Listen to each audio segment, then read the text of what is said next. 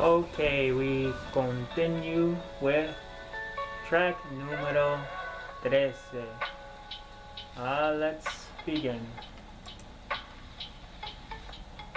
To make in Spanish is hacer, and it has a silent H. It's H-A-C-E-R. So in most of Spain, actually, that would sound hacer, but hacer in most of the Spanish-speaking world.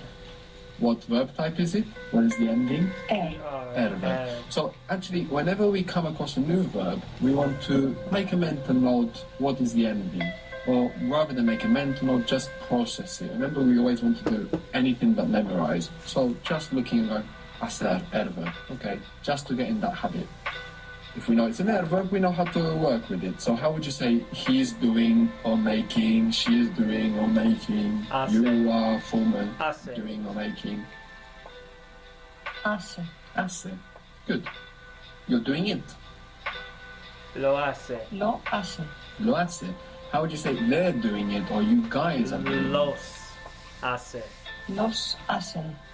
Lo hacen. Very good. Very good. Lo hacen. It's still singular, so it remains lo, and the hacer becomes hacen. Lo hacen. You informal are doing it. So what does this sound? You informal are doing it. Is es, haces, haces. Lo haces. For informal you. Hacen. So for informal you, we add on an S to the he, she, it version. So we get Haces. haces. You're doing it. Lo Lo haces. haces. Good. The word for what in Spanish is que. Que. How do you say, what are you doing? Que hace. Hace. Sí. Que hace. ¿Qué haces? Que haces? And this is a way of saying, how are you as well. Que haces? What are you doing? What are you up to? Good. So, we see that for our verbs, we have the principal sound of a. And then we add our N or S. N for they or you plural, and S for... I noticed he said que. Like the Q-U-E, you pronounce it like K-E. Que. When I thought about it before, it was que. But now I hear it que haces. Que haces. Interesting. And for our ear verbs, we have the key sound e, and we're adding on S for informal you, N for they, you plural. Now these associations between S and the informal you and N and they or you guys, we're going to see all throughout the Spanish verb structure. So this confuses me a little bit. Isn't this also a memorization? Having to remember which ending goes with what? There's a difference between memorization and remembering. We're going to remember through not actively trying to memorize. I'm not telling you shouldn't remember anything, you need to remember Spanish. I'm telling you that you're going to remember it much easier without the active process of trying to memorize anything, which blocks whichever processes we need for remembering. I like to describe it in this way, that you borrow information when you memorize it. But when you are applying it practically in this construction of these sentences, when you are looking from many different angles at the elements that we're looking at in Spanish, then you are internalizing it. Then it's really yours, you're not borrowing it. Puedo in Spanish means I can, I am able. Puedo. Good. P-U-E-D-O. Puedo. You're probably noticing as well that the D is quite soft when it comes in the middle of a word in Spanish rather than a hard D. Puedo. So, puedo means I can or I am able, and the to form of the verb is an er verb. So, puedo is an er verb. So how would you say he can or she can or it can or... I believe we said er. Puede. You formal can. Puede. And how would you say Puede. informally you can? Puedes. Puedes. Good. Now, in English, we don't say, can you to come? That is what we mean. Now, this is an English problem. The English is taking the to away here. It does it sometimes. We don't say, I must to come. Say, I must come. No? It's like, I am able to come. You can think of it this way, as we thought of, I must come, as I ought to come. So how would you say, can you come, talking informally? Can you puede venir to come? Puede venne. Puede venir. Informal. Puedes venir. Puedes venir. So this is what we're going to be using to talk with friends. No, this S, we're going to be hearing it a lot. Venir, to come. Can you to come? Puede venir, and not venir. You come. Okay. Puedes. Informal. Puedes venir. Can you to come? I have heard ¿cómo estás? How are you? The S on the end of estás there is this informal S. Puedes. So, can't you come? ¿Cómo estás? That S is informal. It's saying estás. To say it formal would be está. ¿Cómo estás? Interesting. Alright, so where are we at? Yes. Puedes. So, can't you come? No puedes venir. Venir. No puedes venir? Why can't you come? ¿Por qué no puedes venir? ¿Por qué no puedes venir? ¿Por qué no puedes venir? I want to know why you can't come. Saber. Is that irregular? Salgo. I want. Quiero. Oh, to know actually, so it's saber.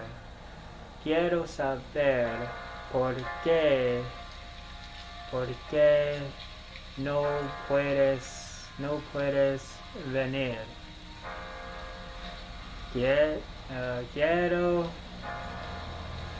Quiero saber por qué no puedes venir. Oh, to know. Okay, but know and knowledge, and that's not taking me anywhere. Boys got savvy. Ah, yes. So, I want to know. Quiero saber. Quiero saber why ¿Por qué you can't come.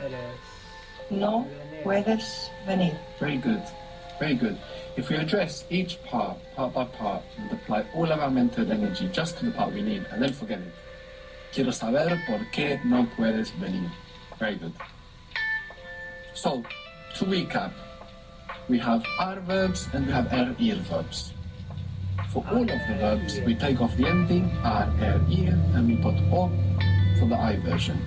So, vender is to sell, and I sell is Vendo. vendo. Comprar is to buy, and I buy is Compro. Compro. compro. Good.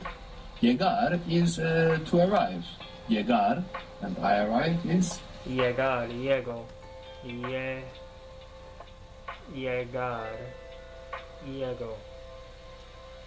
Llegaro.